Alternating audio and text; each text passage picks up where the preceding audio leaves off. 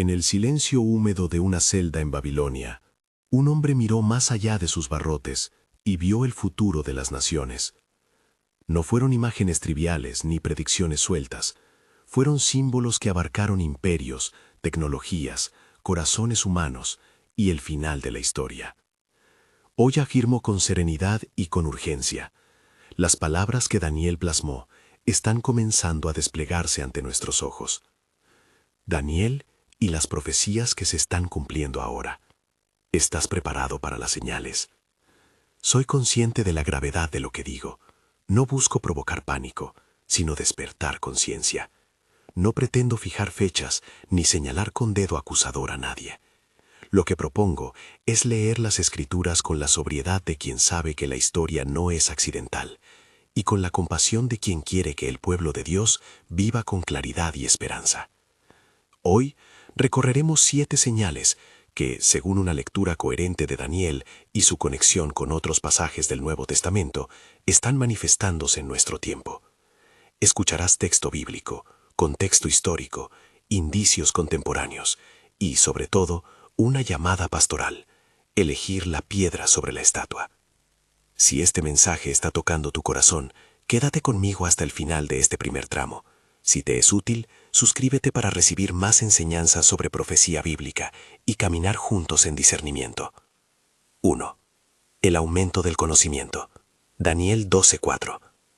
Pero tú, Daniel, guarda las palabras y sella el libro hasta el tiempo del fin. Muchos correrán de aquí para allá, y la ciencia se multiplicará. Daniel 12:4 RVR 1960. Leamos esa frase con atención: la ciencia se multiplicará. En el hebreo del libro, la idea es la de aumento, expansión, desbordamiento de conocimientos y entendimientos. Daniel veía, en términos proféticos, una época en la que la capacidad humana para conocer, registrar y transmitir información crecería de manera extraordinaria. Históricamente esto ha sido evidente en etapas concretas: la invención de la imprenta, la revolución científica, la industrialización, la alfabetización masiva y, en el siglo XX y XXI, la digitalización. Hoy vivimos el tiempo del acceso ubicuo a datos, algoritmos que procesan información a ritmos antes inimaginables y herramientas de inteligencia artificial que sintetizan descubrimiento y producción de conocimiento. Según diversos estudios, el volumen de información accesible se ha duplicado en lapsos cada vez más cortos. Lo que antes tardaba siglos, hoy puede tardar décadas o años. ¿Por qué esto es una señal? Porque la profecía no es solo un catálogo de eventos, es una orientación sobre la naturaleza de los tiempos. El aumento del conocimiento no es en sí malvado, pero es una oportunidad para la sabiduría o una trampa sin ella. Obrar con más información no equivale a obrar con más discernimiento espiritual. El apóstol Santiago advirtió que el conocimiento, si no está subordinado al temor del Señor, puede inflar y no edificar. Capítulo 1 al 3 de Santiago. Proverbios proclama: el principio de la sabiduría es el temor de Jehová. Proverbios 9:10. La profecía de Daniel nos dice: llegará una abundancia de ciencia. La pregunta pastoral es: ¿buscarás sabiduría o te contentarás con información? Aplicación práctica. En un mundo que ofrece respuestas instantáneas, cultiva espacios de lectura lenta, oración y comunidad. No te dejes seducir por la acumulación de datos como sustituto de la intimidad con Dios.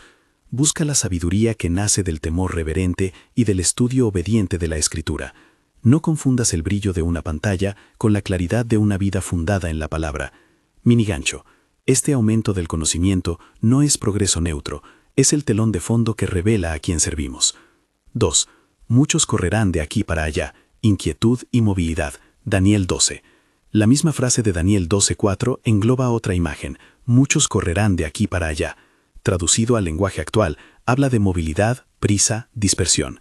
En el mundo antiguo, ese movimiento podía significar mensajeros que atravesaban reinos. Hoy se traduce en migraciones masivas, viajes globales, desplazamientos por crisis y una cultura que glorifica la productividad sin pausa. No es menor que Daniel conecte aumento de conocimiento con movimiento frenético. La sociedad actual registra, por un lado, la facilidad de desplazamiento, personas que emigran por necesidad, turistas que recorren el planeta, trabajadores que cambian de ciudad, y, por otro, una agitación interior, ansiedad, urgencia, la sensación de no tener un lugar firme. Muchos corren, literalmente, pero también corren en su interior. Esto toca la fe. La prisa constante hace que la vida espiritual se convierta en una actividad más entre otras, en lugar de ser el centro. El ruido tapa la voz de Dios. La agenda absorbe las temporadas de reflexión y arrepentimiento. Para el creyente, este fenómeno es señal de los tiempos, porque revela una dirección. La historia se acelera, pero el alma se empobrece. Aplicación pastoral. Aprende a detenerte. Practica ritmos de reposo y examen espiritual. Pregúntate, ¿corro para Dios o corro desde Dios? Caminar con propósito divino implica priorizar lo eterno frente a lo inmediato. 3. El rey del norte y el rey del sur. Daniel 11 y la continuidad histórica. Y ahora te haré saber lo que ha de venir. He aquí que aún habrá 3 reyes en Persia, pero al cabo de algunos años se levantará contra ella un rey. Paráfrasis de Daniel 11, 2-3 RV 1960. Daniel 11 es un capítulo denso y detallado. Se abre con la noticia de sucesiones y conflictos entre reyes, en su contexto cercano, las luchas entre dinastías tras la muerte de Alejandro Magno. Pero su alcance profético ha sido interpretado por generaciones como un patrón que se repite, grandes poderes enfrentándose por territorio, influencia y religión. La imagen clásica que la tradición exegética presenta son los reyes del norte y del sur, figuras que, a lo largo de la historia, han encarnado tensiones entre imperios sucesivos. En la lectura telescópica que muchos intérpretes adoptan, Daniel 11 ofrece capas, un cumplimiento cercano, la historia helenística y otras capas más amplias que apuntan a conflictos que se repiten hasta los días finales. Hoy, cuando observamos tensiones en el Medio Oriente, rivalidades entre potencias regionales y dinámicas de alianzas globales, vemos un eco de ese patrón profético. La competencia por territorios, recursos y símbolos religiosos persiste. Es fundamental, sin embargo, mantener humildad hermenéutica. No conviene afirmar con certeza que un líder actual es la figura que Daniel describió. Lo prudente es reconocer paralelos y patrones. La profecía ofrece una tipología. Reinos levántense y se vuelven contra reinos. La historia política humana tiende a repetirse de formas similares. Aplicación práctica. Ora por la paz y por sabiduría para los líderes. Interpreta los acontecimientos políticos como llamadas a la intercesión y a la práctica del Evangelio en contextos hostiles. No conviertas la curiosidad geopolítica en un sustituto de compromiso pastoral. Cuando la profecía señala patrones, tu tarea no es desentrañar nombres exactos, sino permanecer fiel y ser portador de paz donde estés. 4. La abominación desoladora y el templo. Daniel 9, Mateo 24:15. Por tanto, cuando veáis en el lugar santo la abominación desoladora de la que habló el profeta Daniel, el que lea, entienda. Mateo 24:15, RVR 1960. La frase abominación desoladora atraviesa Daniel y reaparece en Jesús como una señal de alarma. En Daniel 9:27, la figura del pacto y la ruptura a mitad de la semana plantea una cronología simbólica. Por otra semana confirmará el pacto, que muchos intérpretes vinculan con un período de tribulación. Mateo 24 toma esa imagen y la coloca como aviso para la comunidad de fe. Cuando se vea la abominación en el lugar santo, habrá que levantarse en discernimiento. En tiempos recientes han emergido movimientos documentados que buscan restaurar prácticas y estructuras relacionadas con el Templo de Jerusalén, organizaciones que estudian los utensilios, que promueven reconstrucciones rituales o que investigan la novilla roja para la purificación, datos que pueden verificarse en informes de investigación y noticias especializadas. Tales movimientos son, según algunas lecturas, indicativos de que los preparativos para restaurar el culto templeño están ocurriendo de nuevo en la historia. Aquí es donde la prudencia hermenéutica se exige con fuerza. Decir se está construyendo el tercer templo como certeza global sería precipitado. Lo que sí puede decirse con responsabilidad es que existen movimientos documentados orientados hacia esa restauración y que, para quienes leen la Escritura con una perspectiva escatológica, estos movimientos son un indicio digno de atención. Aplicación pastoral. Mantente vigilante espiritualmente, no especulador cronológico. Si existe la posibilidad de un aparato religioso que busque legitimar rituales con implicaciones escatológicas, la reacción del creyente debe ser oración, testimonio y fidelidad a Cristo, no conspiración ni fantasía. Además, Cuida las sensibilidades religiosas y evita caricaturizar prácticas ajenas. La profecía no autoriza el desprecio ni el odio. Mini gancho. Cuando las piezas rituales vuelven a moverse, la pregunta no es solo ¿qué sucede en Jerusalén?, sino ¿qué sucede en nuestros corazones? 5. El aumento de la maldad y el enfriamiento del amor. Mateo 24:12, en diálogo con Daniel. Y por haberse multiplicado la maldad, el amor de muchos se enfriará. Mateo 24:12, RVR 1960. Esta afirmación de Jesús, que dialoga con las señales de Daniel, describe una consecuencia moral. La proliferación del mal trae consigo una erosión del amor. Hoy observamos fenómenos sociales que ilustran ese diagnóstico: desensibilización ante la violencia, relativismo moral que normaliza conductas dañinas, polarización que convierte la discordia en identidad, y una cultura digital que a menudo fomenta conflictos y desplaza la compasión por reacciones instantáneas. La profecía de Daniel, leída juntamente con Mateo, sugiere que el aumento de conocimiento y de movilidad, así como las tensiones políticas y religiosas, pueden generar un caldo de cultivo para la insensibilidad. No es determinismo. La profecía advierte posibilidades, y la Biblia siempre llama a la elección responsable. ¿Qué hace el creyente cuando ve estos signos? Cultivar amor activo, no un sentimentalismo vacío, sino un amor que se manifiesta en servicio, hospitalidad, defensa de los débiles y disciplina comunitaria. En tiempos de enfriamiento general, el remanente fiel brilla con mayor intensidad. Aquellos que sostienen el amor práctico y sacrificial se convierten en faros. Aplicación pastoral. Organiza tu vida alrededor de actos concretos de amor, visitas, misericordia, perdón. Fortalece la comunidad donde se practique la disciplina del amor, confesión, reconciliación y responsabilidad mutua.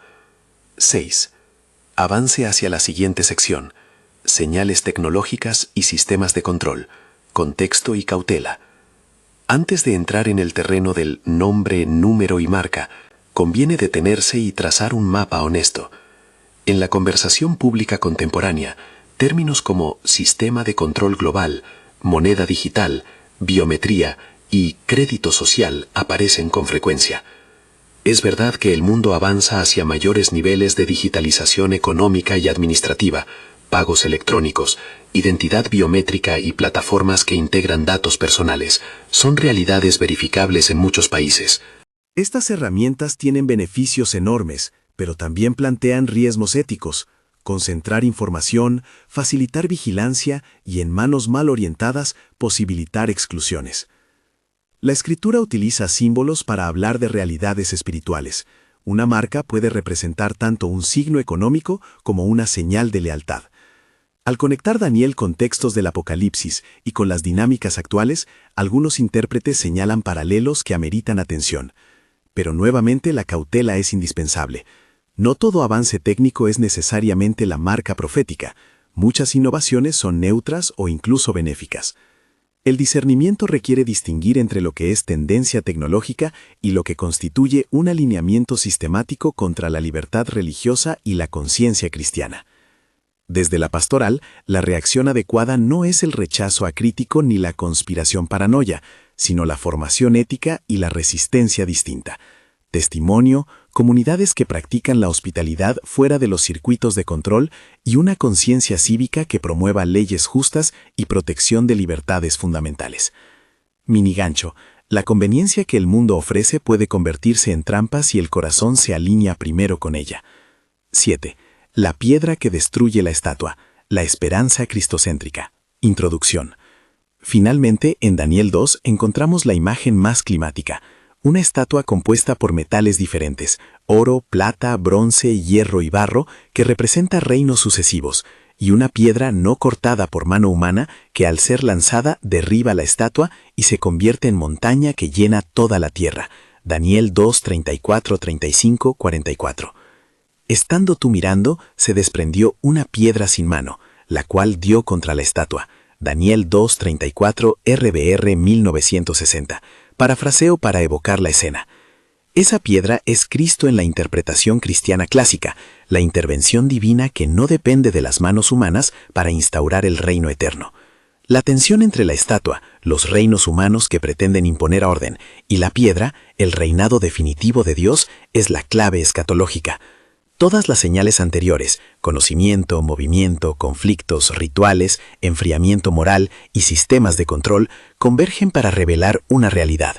La historia humana se prepara, en sus términos, para chocar con el soberano propósito de Dios. Pero no lleguemos aún al desenlace. Aquí, nuestra pregunta no es solo ¿qué pasará?, sino ¿dónde estás tú cuando la piedra es lanzada? Esa elección es el centro pastoral de la Escritura. Construir sobre la roca o sobre la arena tiene consecuencias eternas. Hasta aquí hemos trazado el mapa. Daniel describe tiempos de incremento del conocimiento, agitación humana, conflictos geopolíticos que repiten patrones, movimientos rituales que llaman la atención y una erosión moral que enfría el amor.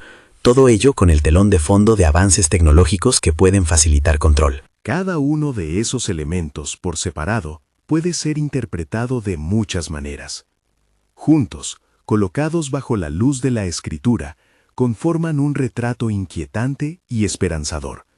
Inquietante por la posibilidad de crisis, esperanzador porque la piedra, la iniciativa divina, asegura un final en el que la soberanía de Dios prevalece. Un llamado directo. No es tiempo para indiferencia. Si las imágenes que hemos visto te han provocado inquietud, haz una pausa interior ahora mismo. Considera estas acciones sencillas y sólidas. Arrepentimiento sincero donde sea necesario.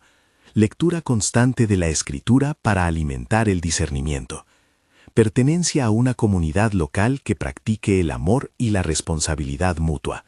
Y testimonio claro en una cultura que necesite oír de la esperanza que no envejece. Una pregunta que corta como un bisturí.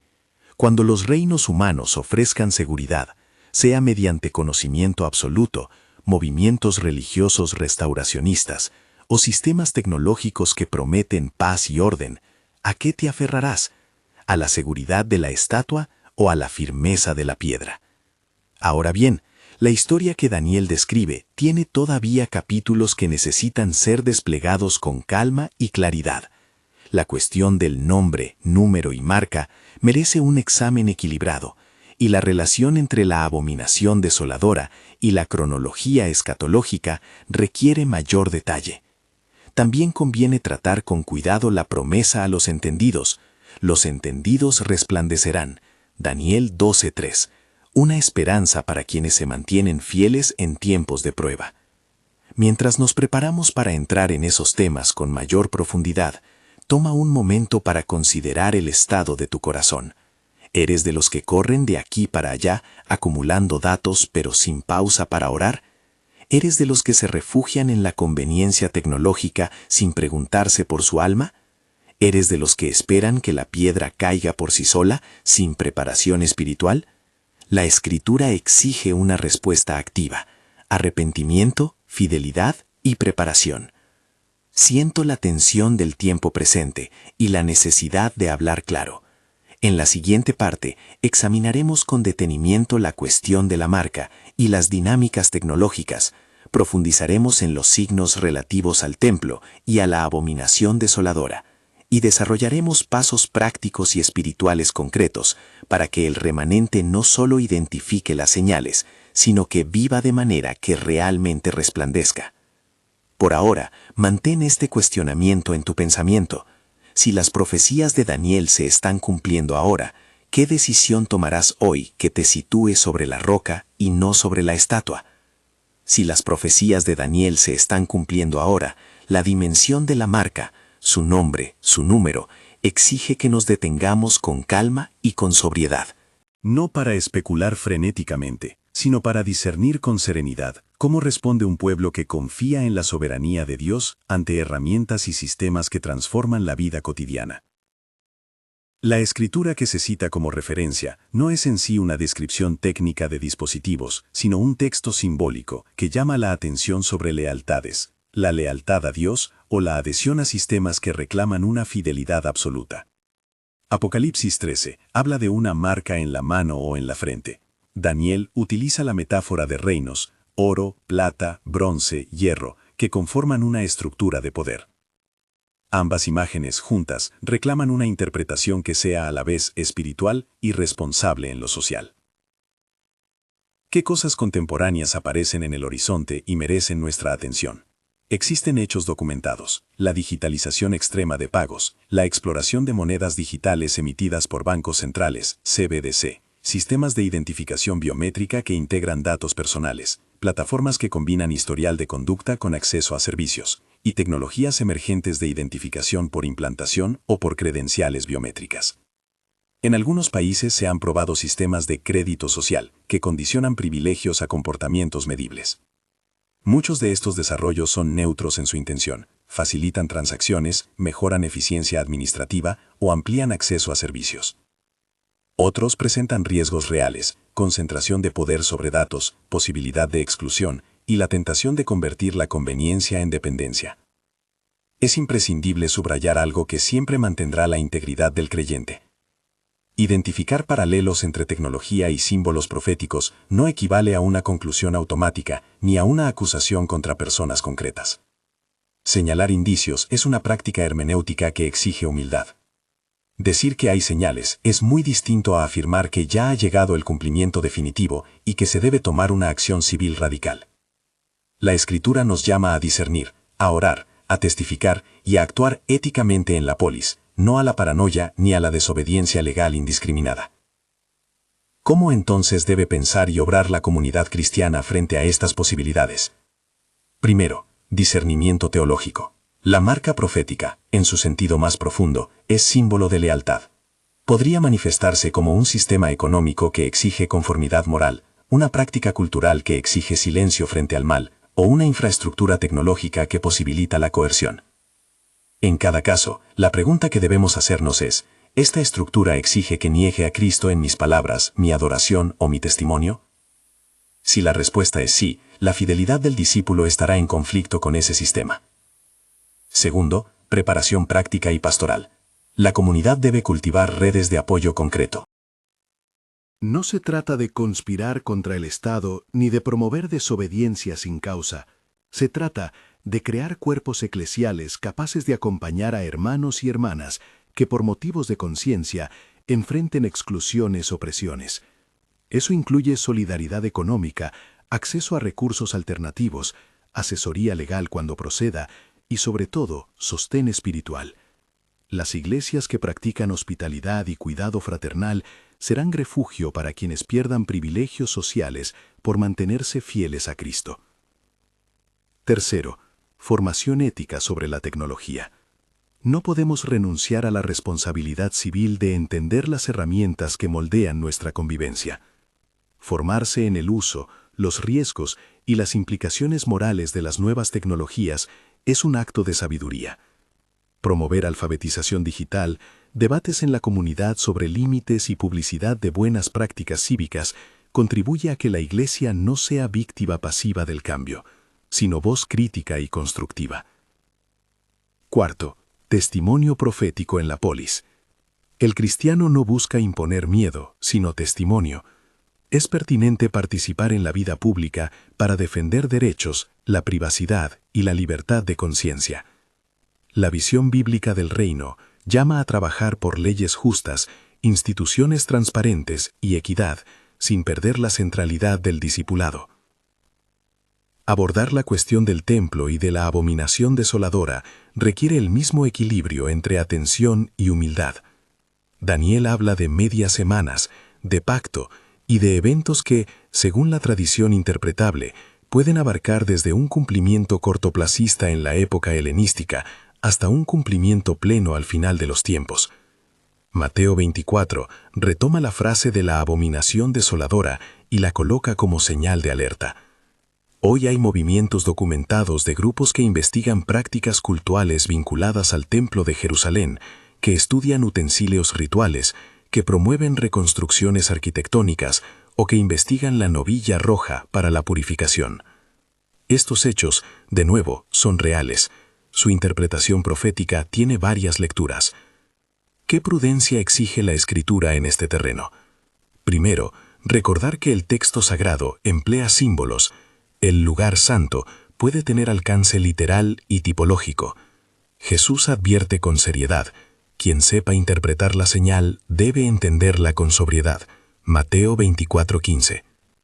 Muchos intérpretes han leído la materia de manera telescópica, capas de cumplimiento que abarcan desde el déjà vu histórico hasta la expectativa futura. La Iglesia, por tanto, debe distinguir entre curiosidad histórica, interés arqueológico y lectura escatológica apasionada.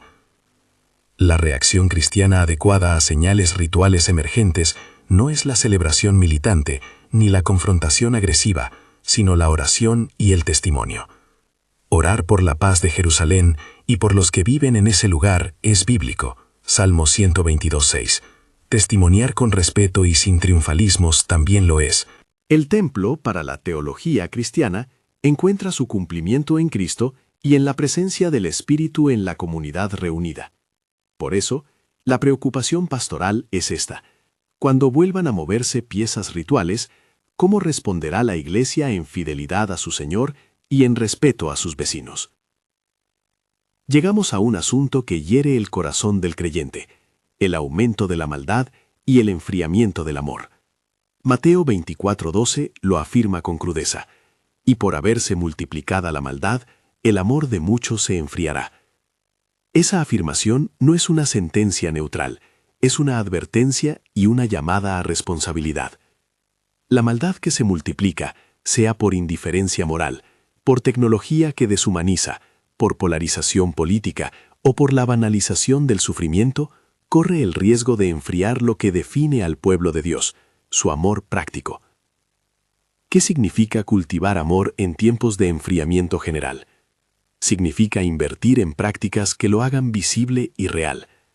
He aquí una lista concreta, pensada para ser implementada en la vida de una comunidad. Restaurar el hábito de visitas personales. En un mundo virtual, la presencia física adquiere un valor profético. Las visitas a enfermos, ancianos y hogares vulnerables son actos que hablan de un Dios encarnado. Priorizar la escucha en lugar de la opinión.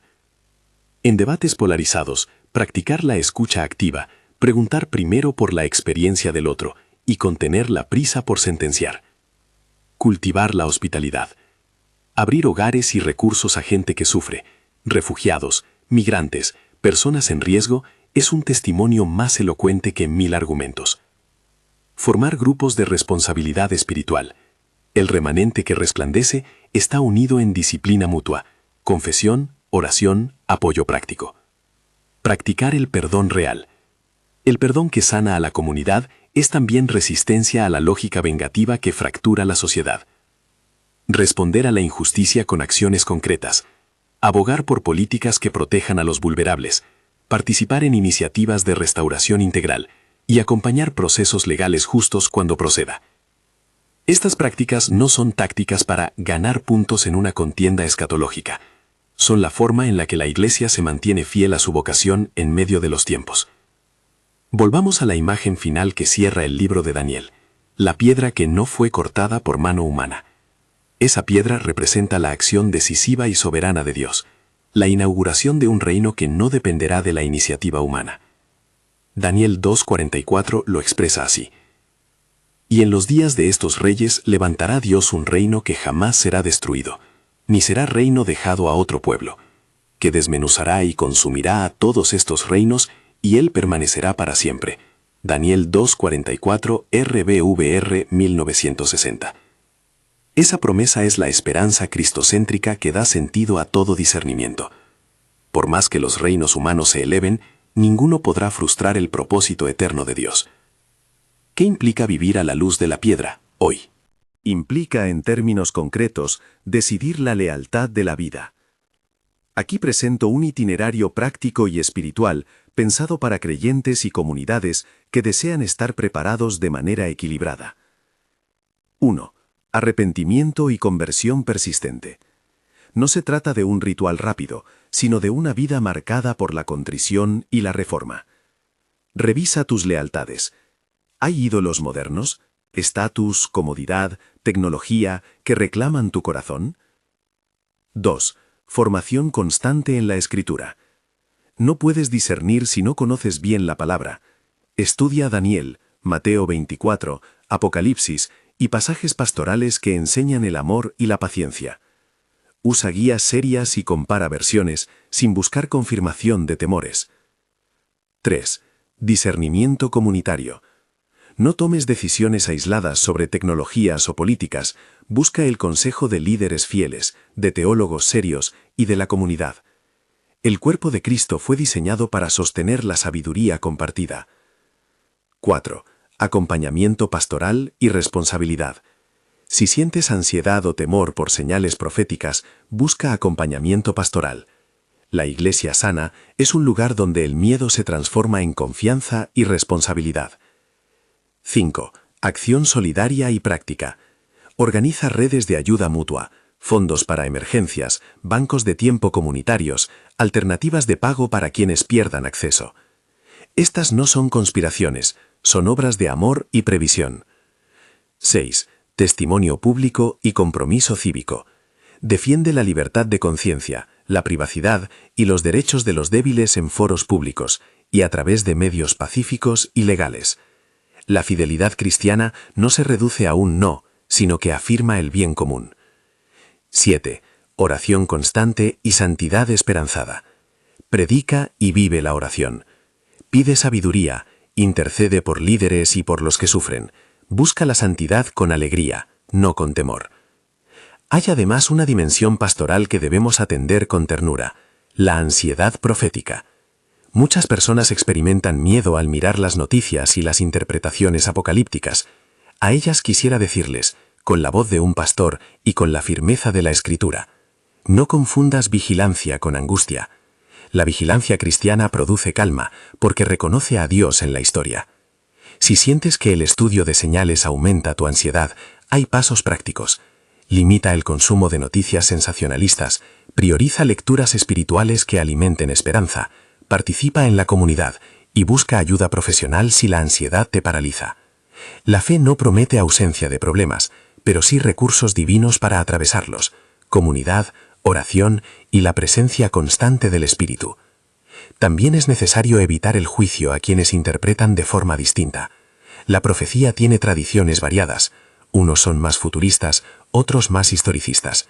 La humildad hermenéutica nos exige respetar diferencias legítimas y confrontar con caridad lo que consideramos peligroso o desviado. La unidad del cuerpo de Cristo no se basa en unanimidad interpretativa, sino en comunión en lo esencial: la soberanía de Dios, la obra de Cristo y la esperanza de su venida. Cierro volviendo a la pregunta que hizo este título: ¿estás preparado para las señales?